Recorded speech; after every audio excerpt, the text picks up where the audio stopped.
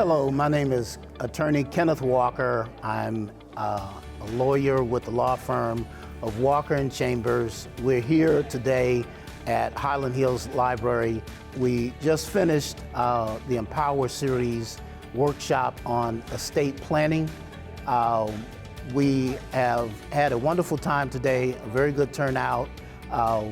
We wish you were here, and we hope to do this again in the future because we want to get the word out to the community how important estate planning is for everyone.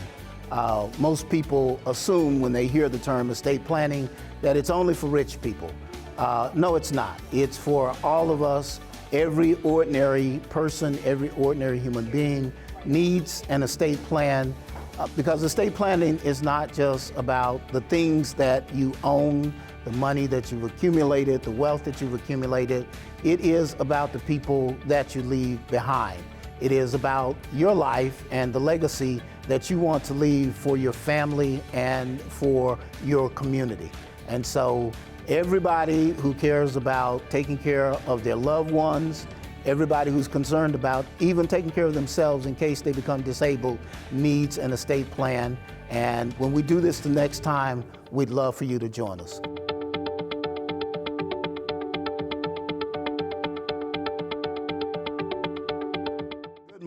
Good morning. Wow, this is fantastic for people to get up early on a Saturday morning, busy people, and to come out for this particular workshop. I hope and pray I make it worth your time. First, I'd like to thank Clifton and the Empower series and everybody who sponsors it and everybody who works so hard to make it successful, all the people running the video and the cameras and just everybody, you know, the people working the table, everybody who makes this work. What Clifton has created for the community is an invaluable resource for this community. So let's thank Clifton with a round of applause, okay? All right. Again, my name is Kenneth Walker. I'm an attorney. I am a partner with the law firm of Walker and Chambers. We're located in Duncanville, and we serve the entire Metroplex.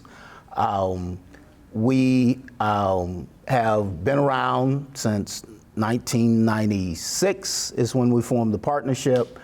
I've been practicing law since 1987.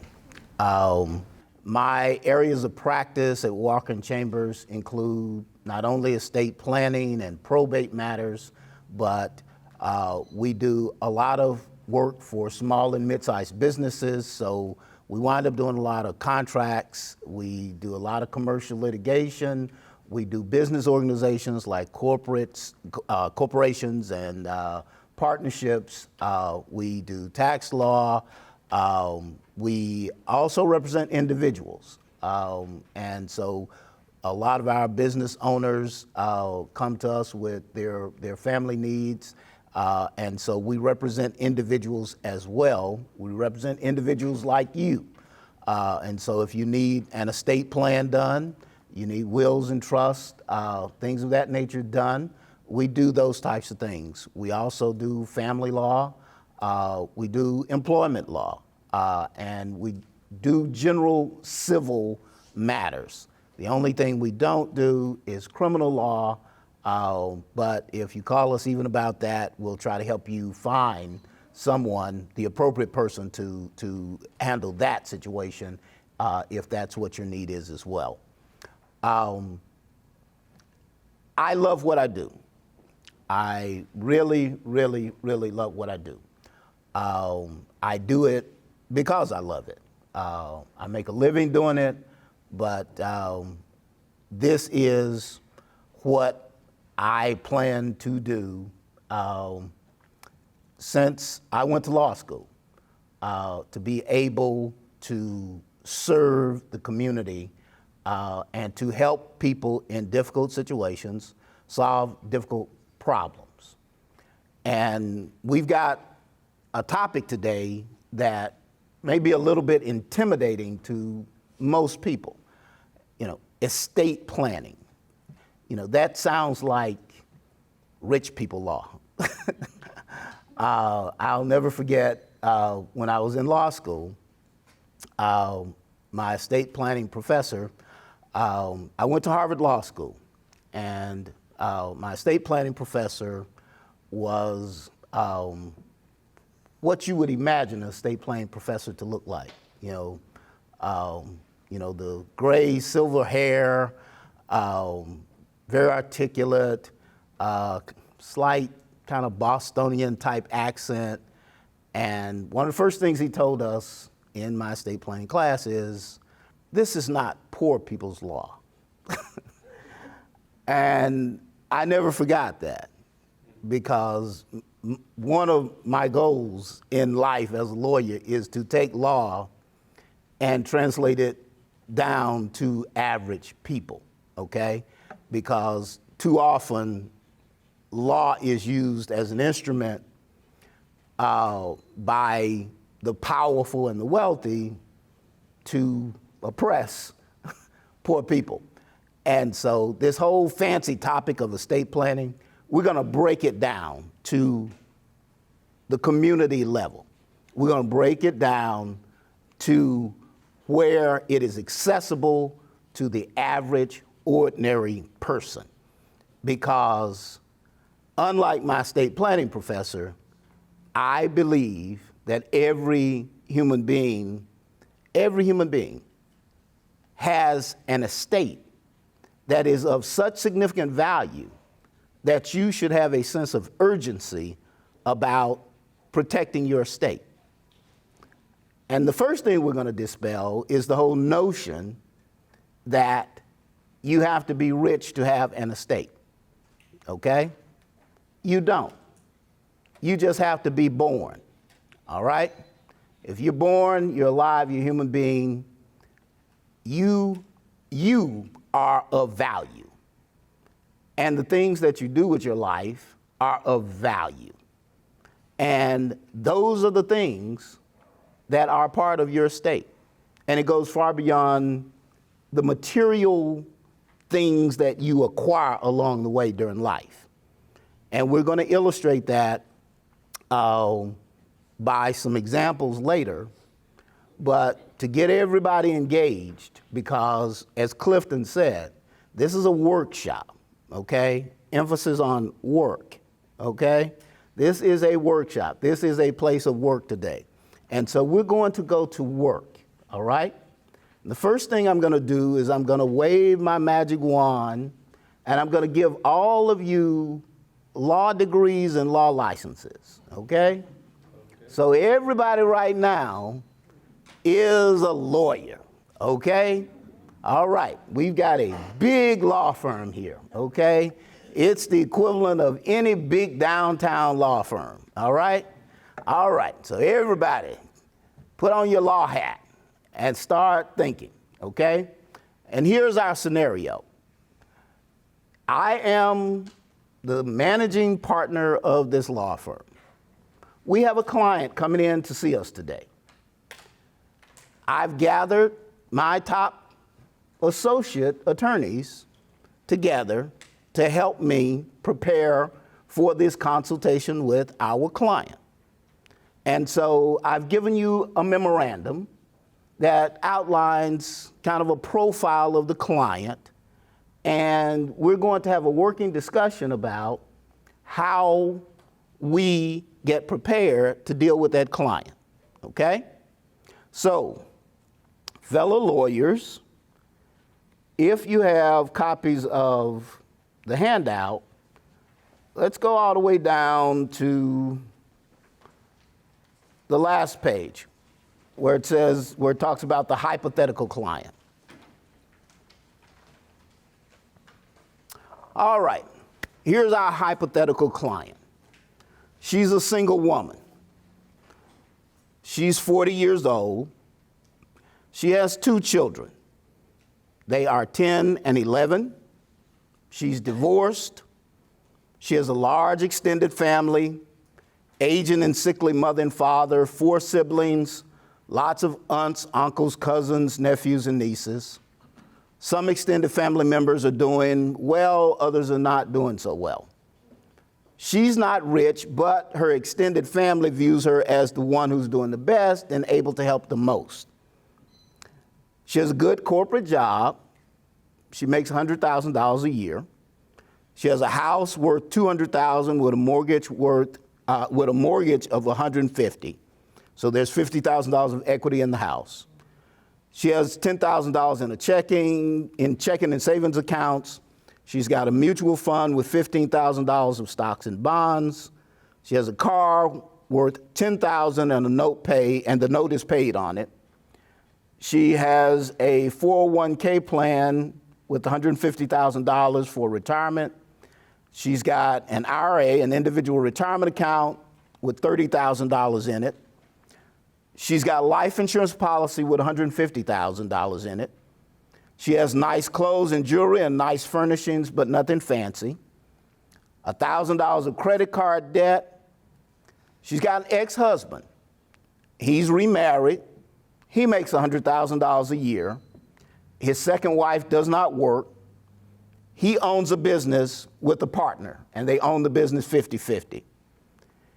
He and his second wife have 2 children, and they are also 10 and 11 years old. Okay?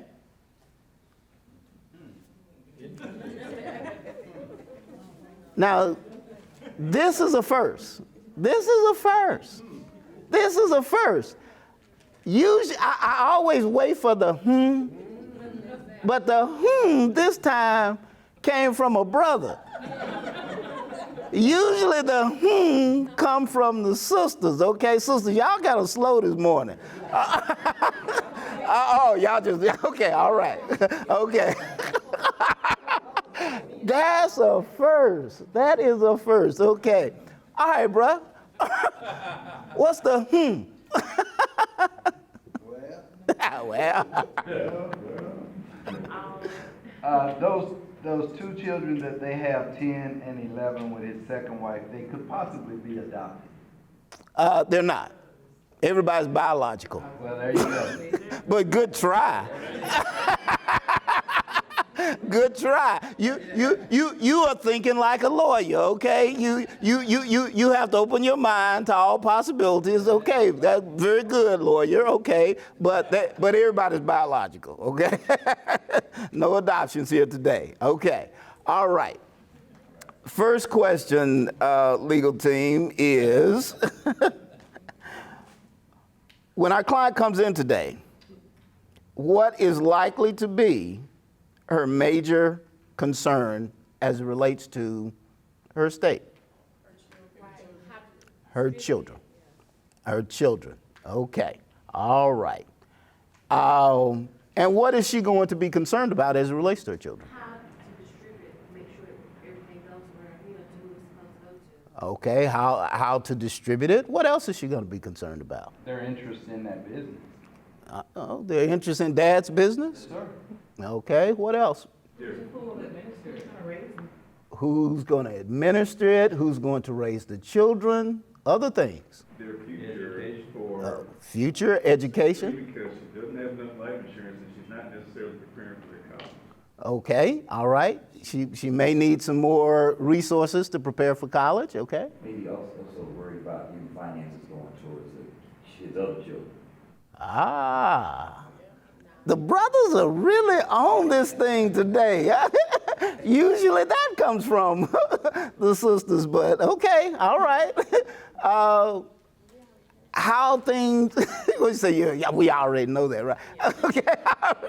Okay. Yeah, we have what is not unusual in our society. We have a blended family, okay? You know, this is not Leave It to Beaver, okay? This is not, the Cleaver family, okay? We have a blended family, which is typical in our society today.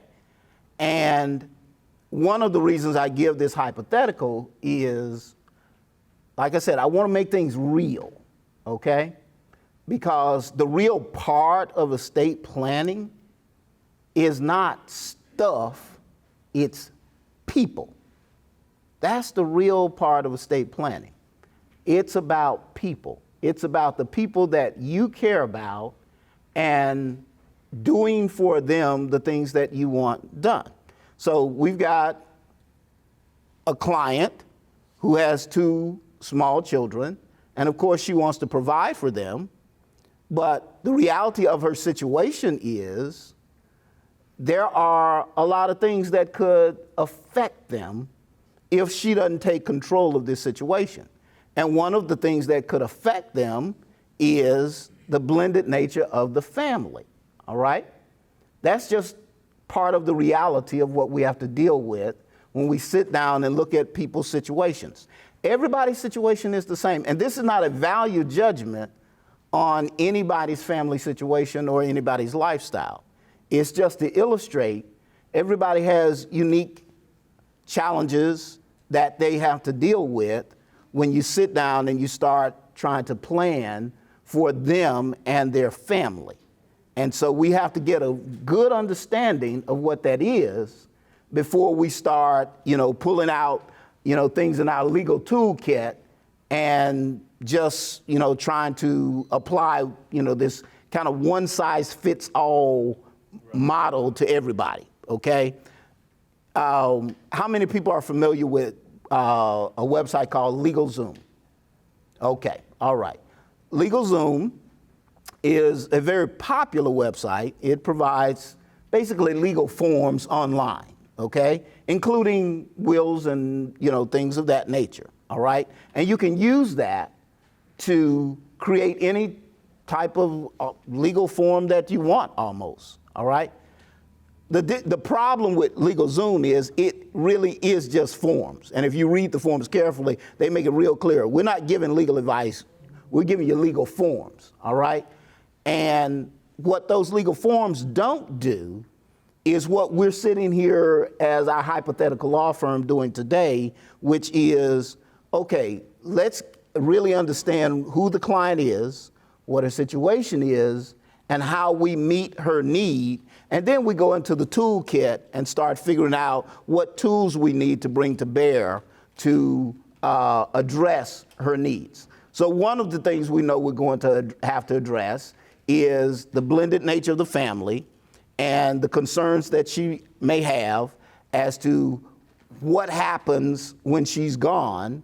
Because if she doesn't, and let's assume our client doesn't have an estate plan at all. She doesn't even have a basic will, okay?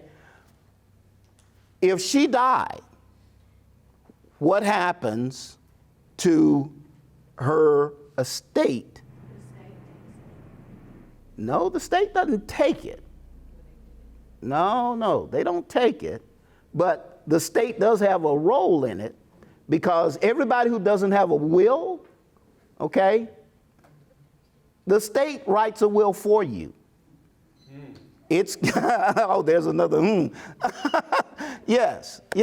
The great state of Texas has a will ready for all of us who does not, who doesn't have their own will prepared, okay? And it's called the Texas Estates Code, okay? It's written in the code. And so the code, if somebody comes to me, if this hypothetical client was deceased and her family members came to me and said, okay, what happens with all of her property and her assets? Then, because I don't have a will, I'll pull out my copy of the Texas Estates Code and I'll start asking questions about, okay, tell me this and tell me that. And based on what the estate code tells me, I'll tell the family, this is what will happen to her property, okay? So all of us who don't take advantage of our right, and we have a right to draft our wills, do our estate plans, and take control of our own lives, all of us who don't do that, we just leave it not to the state to take, but we leave it to the state to tell us and tell our family how it is disposed of. So let's assume our hypothetical client dies, okay? What happens to her stuff?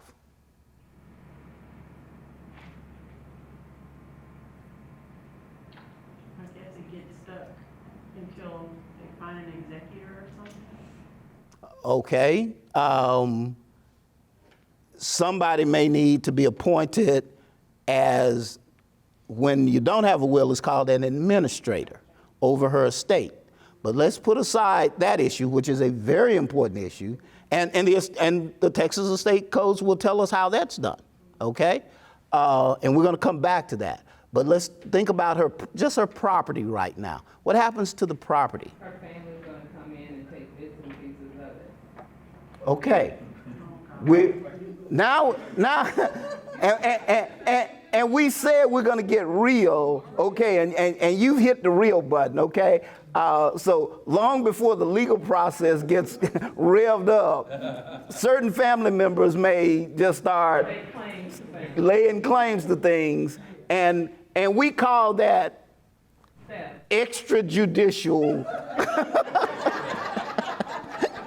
which is a fancy way of saying that stuff happens outside the legal process, okay? We're going to stay in the legal process because the reality of that is, if someone steps up and becomes appointed legally as the administrator of the estate, they would then be legally empowered to go and deal with all of those people who laid claims to things wrongfully, okay?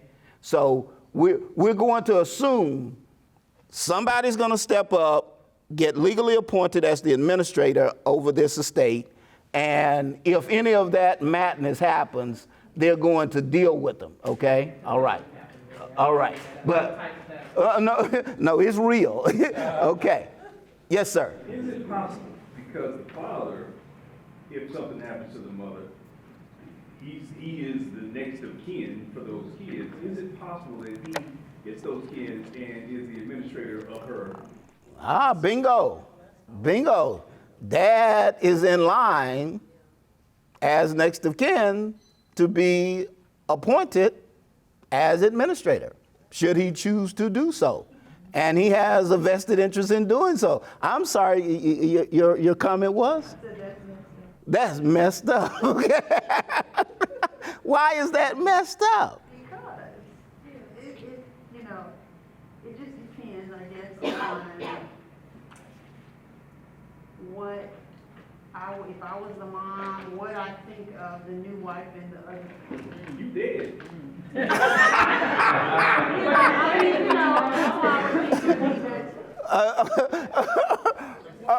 Maybe when I work for, I wouldn't want to share it with that part of the situation. Okay. I want it to be for my children. Yeah. And both of you have valid points from different perspectives. From the perspective of it being your stuff and your children is messed up, okay? From the perspective of dad, it is you dead, okay? And I got to deal with this, okay? So both points are equally valid, just depends on where you sit, okay? You know, the old saying, where you sit determines where you stand, okay? So, and we need to deal with each aspect, but our interest today is in protecting our client, okay? So even though dad has a valid perspective on this, our client today is mom, okay? And so we've got to say, okay, that's an unacceptable result for mom, all right? It's messed up. Now we got to do better than that, right? Okay, all right. So let's start thinking about what is it mom is likely to want to happen with her stuff.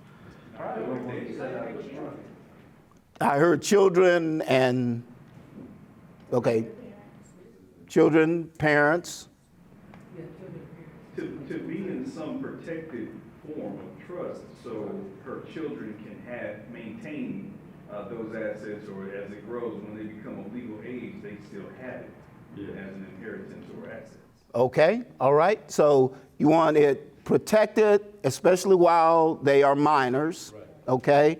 And you want as much of it as preserved as possible so that by the time they get to be adults, then they have funds to do things like college and things of that nature.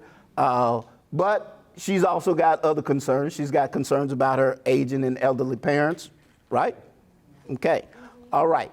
Now, we talked about her estate, and still we're focused on the stuff right now.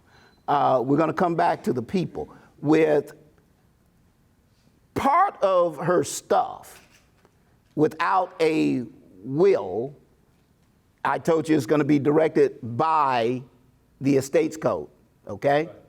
All right. And that's going to direct it to the children, but you can't put stuff in the hands of minor children, okay? The law is not going to do that. So, in addition to somebody stepping up to be appointed as the administrator of the estate, somebody's going to be a guardian for the children, and who's likely going to step up to play that role?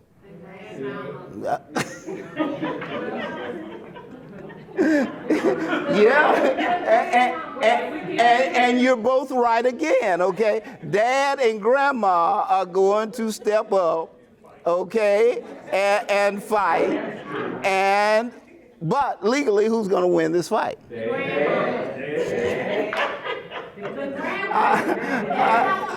I understand the passion of the perspective, but legally, lawyers, Dad is going to win that fight, okay? Unless there's something horribly wrong with Dad, you know. But we're going to assume everybody in this hypothetical is at least socially acceptable, morally palatable. Okay, everybody's decent people. Okay, we don't have any evil people here. Okay,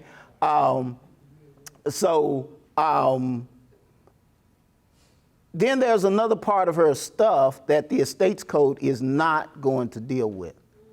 What part of that stuff? What specific items do you think the estates code may not address? Look at some of the stuff she's got here. Now, it'll deal with the house, the 401k, that's one. The IRA, that's another. The life insurance, okay, all right. And it may not deal with the bank accounts, okay? And the reason it won't deal with those things is because those things are dealt with outside of probate. They're called non-probate assets. Those things are dealt with by your designations of beneficiaries on the contractual documents that you sign to set those things up. So you designate beneficiaries on your insurance. You designate beneficiaries on your 401k. You designate beneficiaries on your accounts, okay? And so those things would pass directly to the beneficiaries, all right, outside of the whole probate process. Now, here's the problem with some of the beneficiary. I'll get right back to you. Here's some problems with some of the beneficiary designations. Several years ago, we had a client, couple, wife died young and left 2 children. And on her beneficiary designation for her life insurance, she put down husband, child A, child B. Those are her beneficiaries. Makes sense, right? Okay? Those are her loved ones. Those are the people she wants protected if she dies. What was the problem with doing it that way? Was it because she didn't designate what specifically goes to each person? Let's say it was 1/3, 1/3, 1/3. So that was dealt with. The minor children, okay? All right, because the law is not going to put things in the hands of minor children, right? So 2/3 of that life insurance wound up going into the registry of the court. Now, that was not what she intended, right? Right. Okay? What did she likely intend? Going to the kids directly. Well, she didn't want it in 10-year-old's hands, did she? Then the husband would take it, and then when the children became a certain age, he would. There you go. She probably thought all of it would be under the husband's care. He would make sure the children got what they needed, and when they became of age, they'd get what's left of their shares that wasn't necessary to take care of them in bringing them up, right? That's kind of the practical, common sense way of looking at it. But the law does not always deal with things from a practical, common sense perspective. And in this case, 2/3 of that life insurance, a third went to dad, okay, and was available for dad to help raise the children. But 2/3 went into the registry of the court for the children until they came of age, okay? That was a very, very, very bad result, all right? And so these non-probate assets, they are as important to deal with as all of the other stuff. And so when you're sitting down, writing down those designations and stuff, you're doing estate planning, okay? You may not think of it that way, but you're doing estate planning, and it's like using the legal Zoom forms, okay? You're doing it yourself, but you don't necessarily know the legal consequences of what I've done, all right? And is it going to have the intended effect? And so you need to consult with an expert to know, is this stuff going to work the way I think it's going to work, or could something else happen depending on my particular family situation, okay? Because if the children had been, adults, then it would have been fine. 1/3, 1/3, 1/3, okay? That's fine. But it depends on your family situation. Yes, yeah, I answered your question? Yeah, if the Okay. kids were like over 18, in Texas, there's like community property. So I wanted to understand if the kids were, adults, would it have gone equally? Yeah, but the community property issue relates to married people, okay? The person that died with child A and child B that was married. Okay, yeah, but if they were adults, yes, they would have gotten their 1/3 outright without it going into the court. Clifton, you had a question. Yeah, 2 questions. So along those lines, do you ever recommend that they identify the estate as the beneficiary? Because in some cases, if who they designated has passed away and they haven't replaced it, it does become part of the estate. Exactly. And see, you're being very good lawyers, okay? Depending on what your family situation is and your circumstances is, there are lots of different results from this one designation, okay? Because it is possible under certain circumstances that if you had failed to designate somebody, okay, with an insurance policy, then it would wind up going from a non-probate asset to a probate asset, and then we're into the estates code, okay, and what happens then, okay? Or if you had said it goes to my estate, then it would go into the probate part of your estate. And we're going to deal with the situation where you say it goes to my trustee of my trust, okay? All right? Because you could put it into a trust. And if these people had done planning, that's more than likely what would have happened, would have been recommended here. And we'll get back to that issue, okay? Second question. The second question is, when you have kids, what I've seen people do is they give it to their sister or their brother, and they say, they're going to use it for my kid. And so I'm like, that doesn't really ensure that that money's going to go to their kids. So how do you address that? You may have just talked about. All right. When we come back to the trust discussion, bring that question back to me, okay? All right. Okay. So, I'm sorry. When you said that money go to the registry of the court, say they're minor kids, so is that what happens to it then, the money, is it like taxed more? No. What's happening is it's just being held until they're of age? It's being held by the court until they are of age. Now, the guardian could petition the court, if they have needs, they could petition the court to withdraw some of that money to satisfy their needs. But you're into a very, very cumbersome legal process when you're having to go and ask the courts for money to pay for your children's needs. And but the point of the registry of the court is we're holding this and protecting it so that it's available to them when they come of age. That's the point. Yeah. You would probably need to get an attorney to be able to go and get the court or to. That insurance company, when they understand that, this is supposed to go to minor children, the insurance company may have their attorneys deposit that money into the registry of the court. Yeah. And then dad is left, or whoever the guardian is, more than likely dad, is left getting an attorney to then interact with the court on behalf of the children about their money. Yeah. And so you're into a legal mess, all right? You said that it's a cumbersome process. Mm-hmm. If someone has been, like, okay, a woman dies and the sister gets the kids, and you said it's a cumbersome process if she tries to petition the court to get money to help take care of it? No.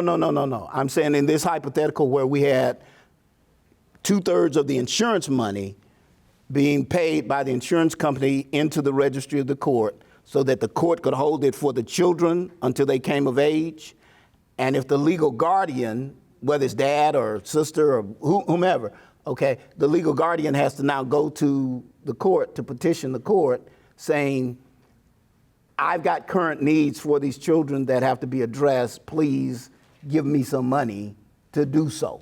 Okay, that's a cumbersome legal process. But it's not unusual because, like, in today's society, there are a lot of grandparents who have to take care of kids because the parents are not here, right? Yeah, I'm not saying it's not unusual. I'm just saying, to use her phrase, is messed up. Yeah. Okay? because there's a lot, and you'll see. Just hang with me. You'll see there are easier ways to get that money into the hands of the person who needs to take care of those children. Okay? So just hang with me.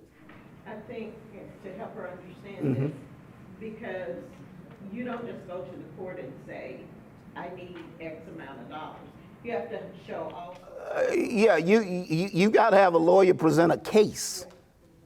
Yeah, that's the cumbersome part of it. Yeah, the court, yeah, thank you, Gail. The court is not just going, you're not going to walk into a judge's courtroom and say, hey, I need $100. These children got to go do whatever. I need some clothes and backpacks and this, that, and the other. Okay.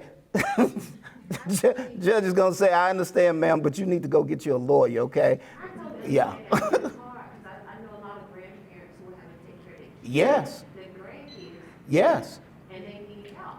Right. And you don't want your estate tied up in court under court control when that situation is there. You want that grandparent, if that grandparent is the one over the guardian of those children, you want that grandparent to have direct control. So you want that grandparent to have a bank account that with the grandparent's name on, that they can write a check, make a withdrawal, do whatever, and pay for what the children need directly rather than having to go through the court process. That's what I'm talking about. Okay? All right. Now, we've talked about her stuff. We've talked about the children. But estate planning is not for dead people. Estate planning is for us, a living, breathing people. Why? Because long before most of us die, statistically, long before we die, What's our biggest risk to us personally before death? What's the biggest risk? Get sick and become disabled, physically or mentally.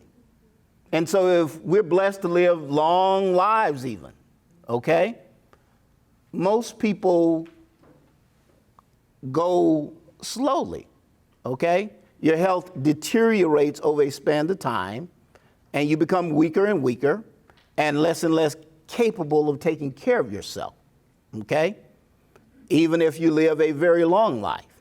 And so on the back end of life, you're likely to face physical and mental disability, or even if it's not complete, just diminished ability to do for yourself and take care of yourself, okay? In addition to that, you never know what's going to happen in life. Things can happen to us, whether it's an illness or an accident or whatever, okay? And we could become injured and incapacitated. Some of us genetically have things inside of us that eventually may come, may create disabilities genetically, okay, over time, all right? So some of us were born with disabilities. And so part of estate planning is dealing with those issues as well. Because if her major focus is still her children, if she becomes physically or mentally disabled, what happens to those children? So she's still alive, but she just can't take care of them. What happens to them? If nobody steps up, they could wind up in the hands of social services. But if somebody steps up, what's going to happen to them? Some family member. Grandma. Say grandma. Grandma is the solution to everything, right? Grandmama can fix everything, okay? Okay, let's deal with something real, okay?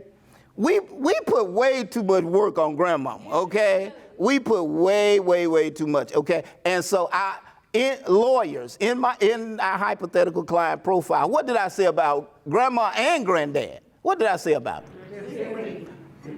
They got their own issues, okay? So if she's thinking, she's not gonna say, well, if something happened to me, grandma and granddad will do it. No, they got their own issues to deal with, okay? So maybe I'll ask the question differently. As a planner, what should she plan? And her care, who's going to take care of her in addition to who will be taking care of the children. Yes, bingo, okay? She needs to be proactive and take control and not just assume grandma is going to fix it all, because grandma might not even be around by the time this happens, if it happens, right? Extended family who thinks that she's made the money anyway, so they need to earn their keep if they're going to be coming up like that. Okay, so she can enlist the aid of some of them. Now, all right, so, but she's got to be concerned not only about the kids in this situation, but she's also got to be concerned about her, right? Okay, all right.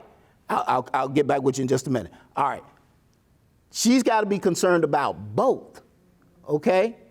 So she needs to designate somebody as a potential guardian for her minor children. She also needs to designate somebody as a potential guardian for her. Because remember, she's not dead in this scenario, okay? She's still very much alive. She just can't do for herself, and she can't do for her children. So she needs somebody to play both of those roles, all right? And if she doesn't take control of the process, then the next of kin can step up and play that role. The next of kin may not be the most desirable person to play that role, either for herself or for her children, right? So she wants to designate who will play that role for each of them. Now, does it have to be the same person? No, it does not have to be the same person, okay? And how should she go about choosing the right person? Okay, that's your question? Yeah. Okay, Needs to have a conversation and make sure these people agree to do that. Not that's important. designate somebody and them not know. That we're gonna get to that, and you are right. Good lawyer. All right. So, how does she need to go about selecting these people to play this role? Well, she needs to look at her family members to see who on their own is, knows how to handle their own money. Okay. She needs somebody who knows how to handle money. All right. She needs somebody that's trustworthy. Who wants to take care of kids. Somebody who has a desire and willingness. What are some of the other things she needs to look at? Their age, if they're older, if they're young enough to. Okay, yeah, their age and health, okay, because if they're old and frail, then they may be all those other things, but they just may be limited.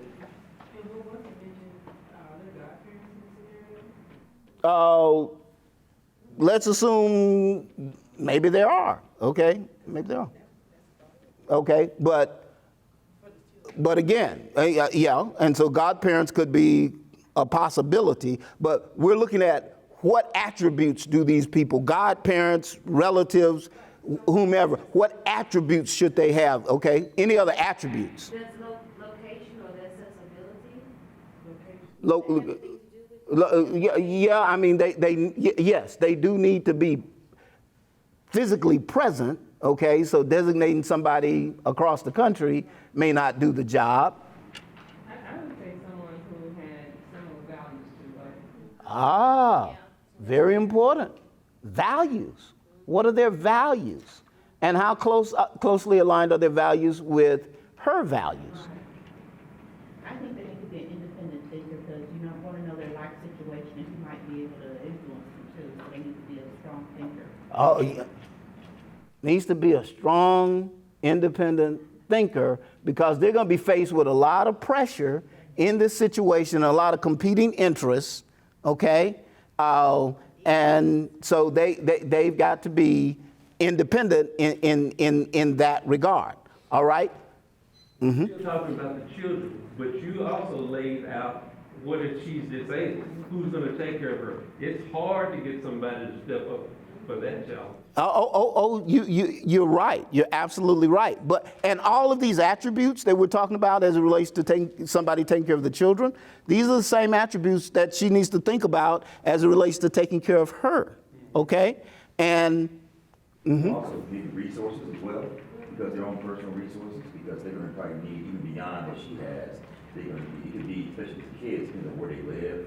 So it'd be in packed school district and everything else while they're going to school. So I think maybe resources also potentially could be one after some of these other programs. yeah, the more of their own independent resources they have, the better, because, you know, her resources are for the children and for her, and you don't want somebody who is so limited in their own that they are looking at this big pile of resources for her and her children, but they're saying, hey, how am I going to do this, okay? And sometimes you bridge that gap because you can compensate people, okay? And we'll talk about that. You can compensate your representatives, yes. Their mental health, I think is important. Oh, the mental and physical health, yes. Their ability mentally and physically to do this. Now, let me get to another important issue here. So we don't have to have the same guardian for her as we have for the children. Legally, we can have different people to match up, one who's good for the children, one who's good for her. Does the same person have to be over the money as is over taking care of the person, whether it's her or the children? No.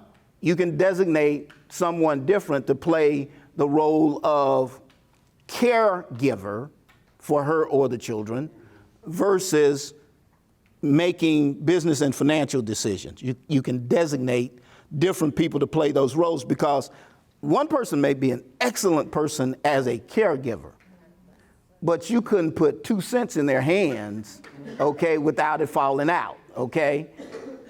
Another person may be a brilliant financial business mind, but you would never trust your children within 100 miles of them, okay?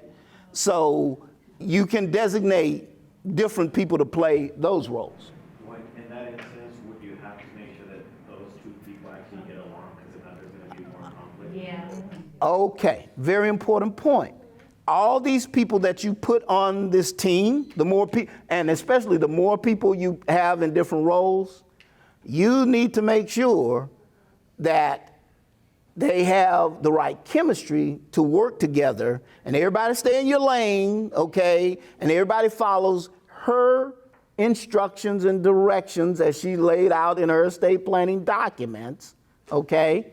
And everybody discharge their own responsibilities and work together to get the overall job done. Because you may have people who are individually brilliant at all these things, but they're the type of people who could never get along with other people. And so this is getting into, and again, it's going to making it real. You see how this is about people, okay? This goes beyond stuff. This is about human beings. And you have to deal with the human beings that are involved in the situation. And everybody's situation is different, okay?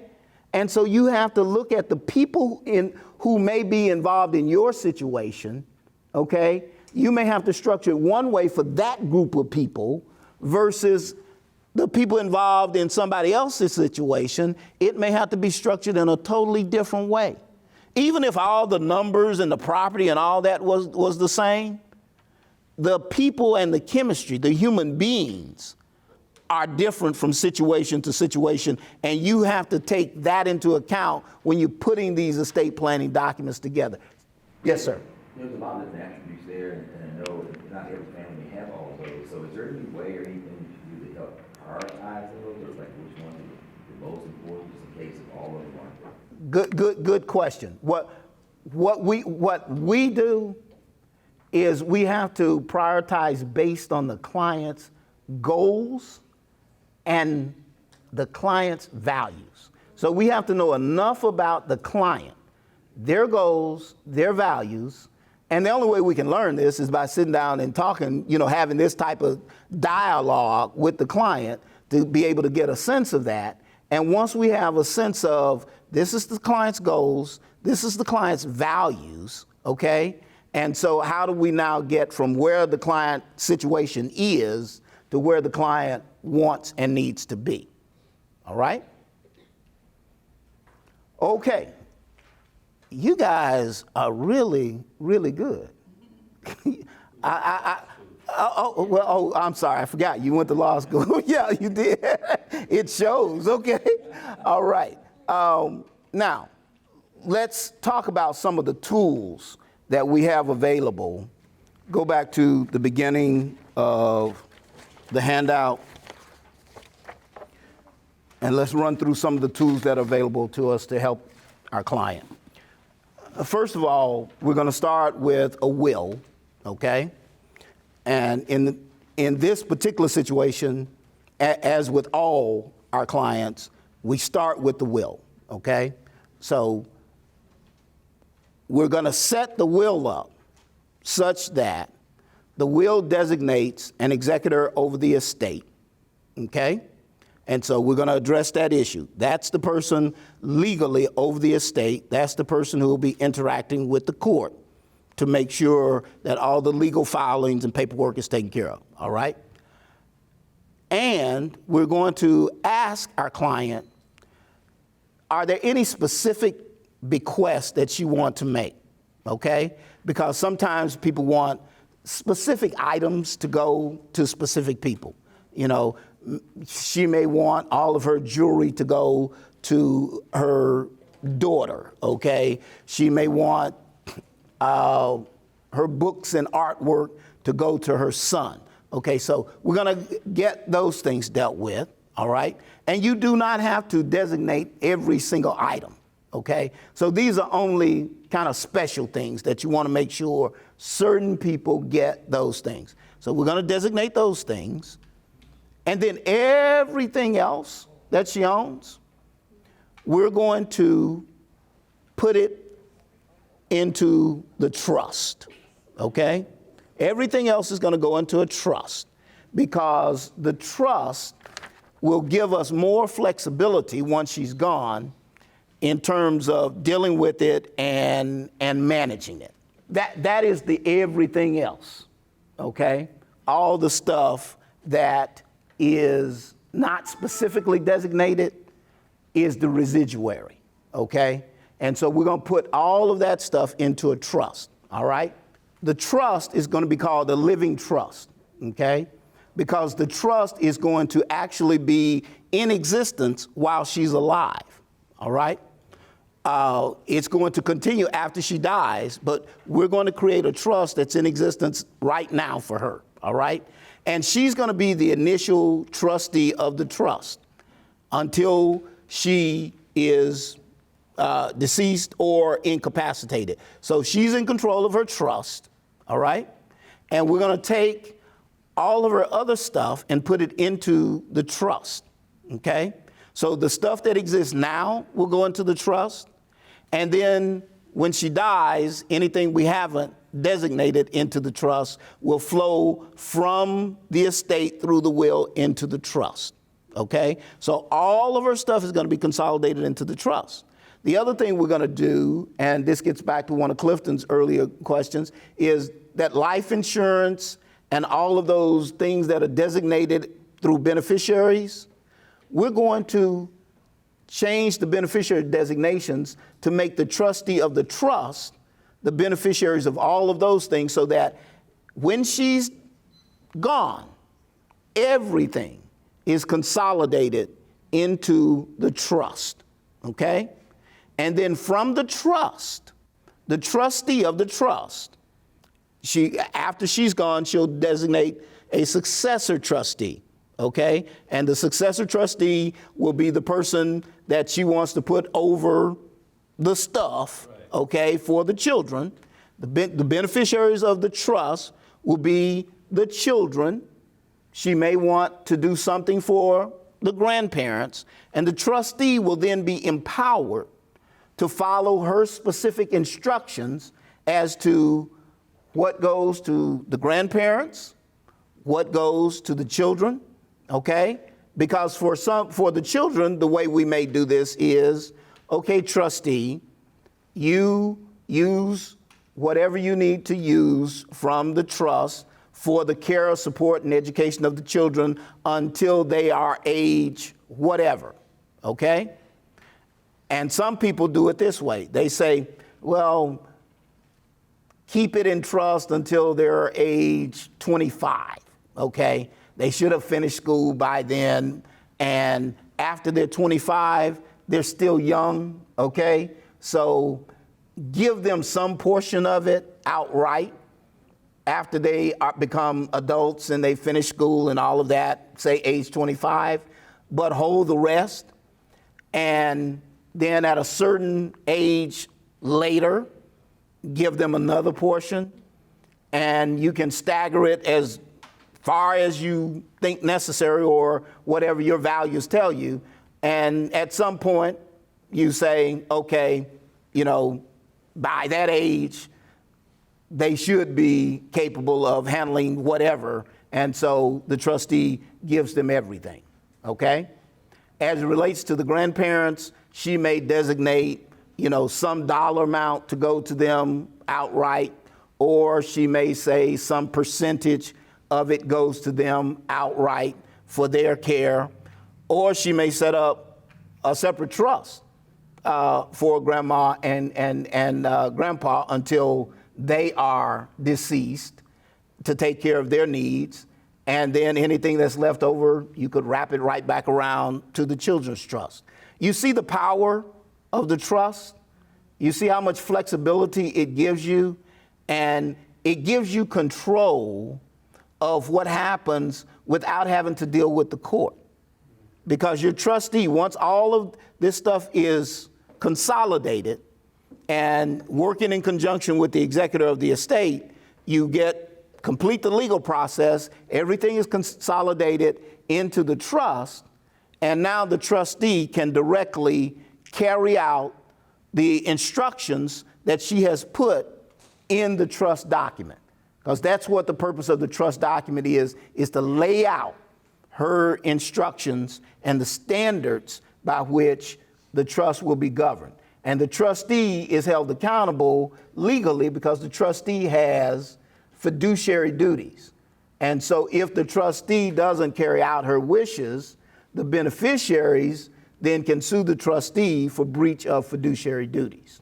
So we've got a trust as an instrument, and I'm gonna go through these quickly now because time is running out. We talked about the non-probate assets. We talked about incapacity, mental and physical. And what she's gonna do there to deal with that. First of all, the non-probate assets, we said we're gonna designate as the trustee as the beneficiary. Incapacity, what we're gonna do there is, you see, there are some tools here that are laid out. For a property, we're gonna have a statutory durable power of attorney, okay? That's going to, while she is alive, if she becomes incapacitated, somebody will have the power to manage her business and financial affairs. If a legal guardian is required to be appointed over her, then she will designate who that person will be. That's the declaration of guardian. Then dealing with the person, we said disability is something we deal with. So she's going to designate somebody. If she can't make health care decisions for herself and medical decisions, somebody's going to be designated with that medical power of attorney to do so. She's going to designate not only a guardian of the person, of the estate over stuff, but if a guardian is necessary, she'll designate a guardian over her person if she becomes disabled. The HIPAA release will give the person with the medical power access to her medical records, okay? She's going to even designate somebody as it relates to mental health treatment, okay? Because some things you may want done and some things you may not want done as it comes to your own mental health treatment, if that becomes necessary. She's going to have a directive to physicians. Some people call this the living will. And this is the whole thing of life support, no life support, okay? She's going to designate how that decision is made and who makes it. She is even going to designate who has control over her corpse when she dies, okay? And so the whole family mess about she didn't want to be buried, she wanted to be cremated. She didn't want to be cremated, she wanted to be buried. She wanted to be buried over here and not over there, okay? She's going to designate somebody with the legal power to make all of those decisions so that the family doesn't have to get into a big fight about what she would have wanted when nobody knows. She's going to make it clear, this is what I want ahead of time. And then after all of this is done, then the estate is going to have to be taken through what's called estate administration. That's in probate, okay? And as part of that process, what has to be done is the original will has to be filed with the court. The executor that she's appointed over the will do that. After he is legally appointed, he'll notify all the beneficiaries of the will. They will get copies of the will. He'll send notices to creditors. He'll compile an inventory of all of her stuff. He'll pay the debts that are required to be paid. He'll pay whatever expenses of administration, including the legal fees. And that person may be entitled to compensation. She can designate what compensation they're entitled to, if they're entitled to compensation. And then after that process winds down, everything will be in the hands of the trust, and the trust administration will go through a similar process, okay? as it relates to the trustees, beneficiaries, depending on how long the trust is going to be in existence. If it's going to be in existence for a very short period of time, it'll look very, very much like the administration of the estate. If it's going to be in existence for, years and years, then the process will be a little bit different from this. Now, one thing I didn't say about when she's gone about the will, I didn't say anything about the reading of the will, did I? I know I ran through it quickly, but I didn't say that. Did I miss something? No, I didn't. That's fiction. That is drama. That's television. That's not legal. Okay? There's no legal requirement to read the will. All right? And so that's not part of the process. That's why I didn't mention it. All right. Any other questions? Yes. Okay, you said that under the estate administration trust, notifying the creditors. Mm-hmm. The example the lady gave. Yeah. Is a little far-fetched sometimes for families, because many people die, they don't have that many assets in behind. Mm-hmm. So the person, say, who is designated as a beneficiary for the administration, if the person dies, they don't have assets, they just have a lot of, when they owe creditors and debt. Does that person who's designated as a beneficiary have to take on that? No, good question. They do not, the beneficiaries are not personally responsible for the deceased person's debts. They are not. The person who is put over the administration of the estate, whether it is the executor or the administrator or the trustee, they are responsible for dealing with those creditors based on the assets that are available in the estate and whether or not those creditors legally are entitled to be paid under the circumstances. That's the person who deals with that legally. But the beneficiaries are not, one, responsible for doing that, and two, they are not personally liable. And the executor or the administrator or the trustee, they're not personally liable for any of her debts. So if you walk into that role, you're not personally liable, but what you have fiduciary duty to deal with those people based on the assets that are in the estate and to make sure those people are legally required to be paid, because some of them are not required to be paid. Lots of them will not get paid depending on the estate. Okay, so if you've got virtually no assets, then there's not going to be creditors getting paid, and the creditors, once they're notified, and that's part of seeing the inventory, is they will know, oh, there's nothing there, so we're not going to get paid. The trustee, the successor trustee, once they're carrying out their duties, and in the midst of that, if something changes based on what the directives were, do they have a response, or do they have the leeway to go in and redirect some things, or does it go back to the court? Very good question. No, the trustee has as much or as little discretion to make decisions as you determine in your trust. Yeah. And so depending, if you've got somebody who is, almost totally in sync with the way you would do it in that circumstance, then you give them broad discretion. If you've got somebody who is like, yeah, but they need some guidance, then you narrow that discretion and you give them the guidance that they need, okay? Yeah. But again, see, we're talking about people.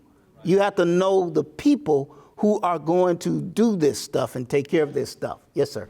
Since you said the executor has fiduciary responsibility, could the creditors come after them personally if they don't pay the bills for the estate, since they have responsibility for the estate? The executors have fiduciary duties to the beneficiaries, okay? The executor has a legal responsibility to deal with the creditors based on what's legally required. And so they can come after the estate, the assets of the estate, not his personal assets, unless he did something really crazy like, there's a car with a note on it, okay? And he took the car for himself personally, okay? He was not a beneficiary. He just decided to take the car. It has a note on it. And so the creditor can go after the car and him because they've got a lien on that car. They can go and pursue their collateral, okay? And they can file theft charges against him. Yeah, but that's an extreme situation. So what do you recommend to people who need somebody responsible to take care of these roles, but when they look at their circle, they ain't got anybody? Oh, God. You have now asked one of the hardest questions. And I, as a lawyer doing this work, I hate being in that position because the first thing they will do is say, I want you to do it as the lawyer. Right. No, okay? No, all right? First, there are ethical problems with me playing that role, having drafted the document and playing that role, so no. And then for my own sanity, no, okay? I'm gonna stay in my lane. I'm gonna have a hard enough time dealing with your folk as the lawyer, okay? I'll sign on for that, okay? You paid me to deal with your folk as a lawyer, but I'm not dealing with them as the executor and all of that. So that makes it real difficult. So we press people real hard. You need to find somebody in your life. Okay, yeah, you may need to expand the circle, change the circle, but you find somebody. Now, if you have the means, there are, professionals who do this stuff. There are professional trust companies, okay? Professional fiduciaries, all right? Many of them are affiliated with large banks, okay? And they will do this stuff, okay? For a fee, okay? So there are professionals out there who you can pay to do this stuff, but if you don't have those means, then you've got to find somebody else to do it, and don't ask me, okay? All right, we're down to the last 5 minutes. It's time for me to wrap up, right? We'll ask a few more questions. I got time for a few more questions? Organizations that do that as well. Okay. That would act on your behalf as the trust, to manage the trust. Okay. I'm sorry, is that a question or? Yes, question. Are there nonprofit organizations that will do it? I'm not aware of nonprofit organizations that will do it. I know there are paid professionals that will do it, but I don't know of nonprofits. I know for like the financial services that would do that, you have to have an account that would be $500,000. That's the lowest level, or even $1 million. Because there's that cost of doing it. It has to be more. Otherwise, it would just eat up your estate. Yeah. If you look at the cost that they charge to do that kind of administration. Yeah. Other questions? Yeah, I know you said that reading the will was in the movies, but because I have heard of horrible situations of people, family members fighting, even at funerals, because things were not distributed, who in here would be the person to request, I want to read it so that everybody would know exactly what's Okay. going to every. Forget the reading, all right?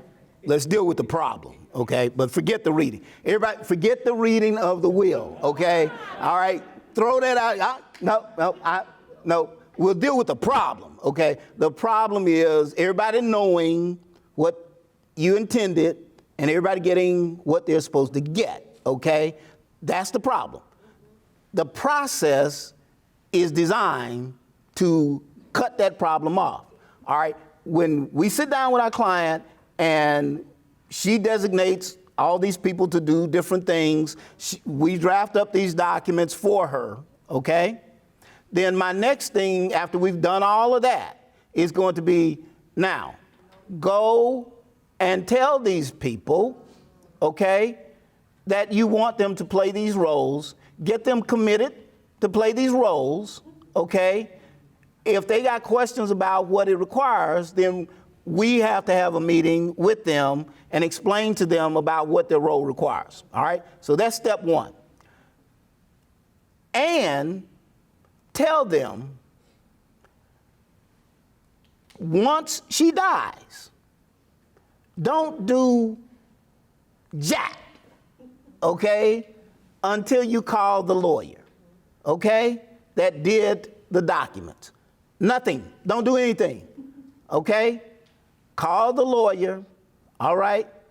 The person who knows where the original will and estate planning documents is, okay? Because I'm going to have copies.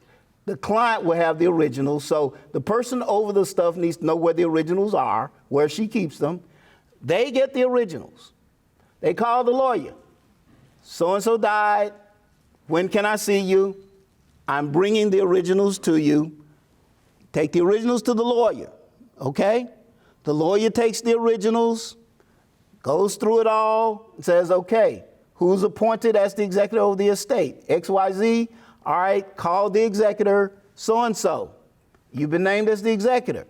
All right, are you willing to serve? Yes, I am. Lawyer then works with the executor to file the original will with the court. And so the will becomes a public document. Everybody can see the will. That's why you don't need a reading of the will. It's a public document once it's on file with the court, okay? And nobody can change it or alter it. It's on file with the court. And then the executor gets from the court letters testamentary. Those are that person's papers, legal papers, that says, I'm the person over the estate. Everybody who needs to deal with the estate comes through me, all right? No beneficiaries take or touch anything until I complete the process and make distributions. And so the executor then notifies the beneficiaries, gives them a copy of the will. And so everybody who's a beneficiary has a copy of the will. They don't need anybody to read the will for them. They have their copy. They can read it for themselves as many times as they want. And if they don't believe they got the right copy, they can go down to the courthouse and check and make sure word for word, does it all match up? And if there are any questions about it, they can file whatever paper they need to file through whatever lawyer in the court to challenge it or whatever. So that's the way the process works. No reading of the will, okay? Anything else? All right, anything? Yes, ma'am. What forbid if the lawyer has paperwork passes, would they have someone would it be your colleague? Yes, but remember, the originals are with the client. The originals are with the client. And so what we tell people, we give people a nice package, and we say, treat this package as if it's money, okay? Put it in a safe place so that thieves and fire and disasters cannot destroy it, okay? And tell the executive who needs to know where it is and how to get to it. You know, some people have it in a safe deposit box, okay? Some people have it in a safe, some people have it locked in a file cabinet, whatever, okay? But treat it like it's money, protect it, make sure the person who's designated knows where it is. Don't depend on the lawyer for the originals, okay? Lawyer will have copies, or, you know, whoever his assistants or successors may have copies. Also, the lawyer that prepared the estate plan doesn't necessarily have to be the same lawyer. That's true. Does the probate. So That's true. People will come to us with wills that were prepared by whoever, and we can still assist them with the probate process. Yes. It doesn't have to be the exact same. Exactly. They bring the originals. They bring the originals to us. We make copies, and then we go from there. Okay. or, you know, we may have to contact the other law firm, whatever. But yeah, you can have one person do the documents and another person do the probate administration. Yes, yes, sir. I think I missed that detail, but once you get this document set, is it filed at the court at that time? No. Your will is not filed until after you die, because until you die, you can change all of this as many times as you want. You are in total control of all of this until you either become incapacitated and you can't make decisions for yourself, or until you die. okay? And so nothing gets filed in terms of the will until you die, because that gives you the power to control it and change it however and how often you want. But you have to submit it to your attorney when you make a change. Well, I highly recommend it, okay? You don't legally have to. You can take a pencil and paper and mark it all up as many times as you want. Right. You just don't know what you did, okay? You know what you think you did. The legal effect may be disastrous. So if you want to make a change, call a lawyer up. And again, it doesn't have to be the same lawyer you did it. It can be a different lawyer. You say, I got a will, I want to make a change. What is going to require to make the change? But when a person passes away and they're not there to speak about the effect of this will, then you just got your hands in it. No. Whatever it was at the time you died, Right. that's what is going to control, okay? And if it's all messed up and ambiguous at the time you die, it's going to be a legal mess to interpret it. But it happens all the time. And the legal system is designed to interpret messy legal documents. Right. Yeah. But it will be interpreted, but that will be the one. Yeah. So you want it as clean and clear as possible. Right. Yeah. All right, so I'll tell you what, we can go on forever, right? Yes. That was great. All right.